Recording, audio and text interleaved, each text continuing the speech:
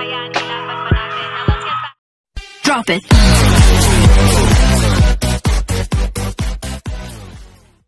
Good day mga ka-sports natin dyan. Update nga tayo sa laban ng Choco Mucho versus nga ng Ethel Logistics sa third set. Maswerte ngayon mga ka-sports natin dyan ang nasabi natin Choco Mucho sapagkat nga kitang-kita natin na sobrang gaganda na nga ng mga set ngayon ni Boss D. Tuwang-tuwa naman ngayon ang mga fans ni Boss D sapagkat nga kitang-kita natin na talagang ginagalingan nga ng kanilang iniidolo.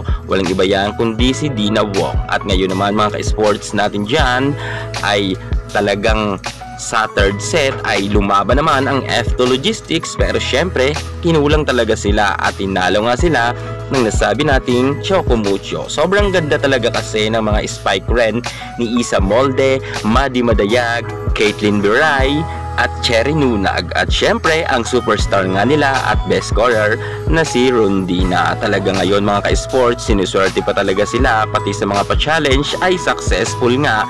Ang F2 naman ay minamalas. Alat na alat talaga ang F2 Logistics sa third set sapagkat nga hindi natin inaasahan na itong ang si Julina de la Cruz ay medyo nga nagkaroon nga ng minor injury at hindi nga siya masyado makatalon na, at hindi na nga siya nakapaglakad pa at inilayan nga siya ng kanyang mga kako-teammate. Samantalang si Ara Galang naman ay hindi rin umuubra kay si Rondina sapagkat nabuhayan na nga ngayon ang Choco Mucho, lalo si Madayag ay talagang bumibira na sa kanyang mga running attack. Sobrang ganda rin ng mga spike nga ni Caitlin Biray.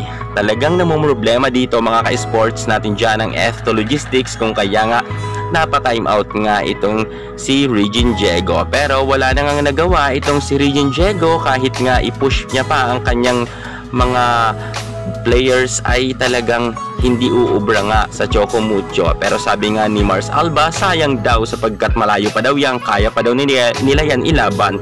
Pero nga talagang wala, maalat na talaga sila. Nauna talaga kasi ang swag nila sa first set pa lamang. Marami talaga kasi nagsasabi na kapag maswag daw ay talagang matatalo bandang huli. Sa una lang daw pinagbigyan ng Choco Mucho ang F2 Logistics, pero ngayon mukhang hindi na talaga sila uubra. Lalo ngayon nakadalawang panalo na nga ang Choco Mucho. Sa ngayon mga ka-sports natin dyan ay tapos na nga ang laban nila sa third set at panalo na nga ang Choco Mucho sa score na 25 at 17 lamang ang nakuha nga ng F2 Logistics. Tambak na naman muli ang score nga ng Choco Mucho versus nga dito sa F2 Logistics. Panalo na ang kupunan ni Boss D. Titingnan natin sa fourth set kung tatapusin na ba to ng nasabi nating Choco Mucho. Yan muna ang pinaka-latest natin sa mundo ng volleyball.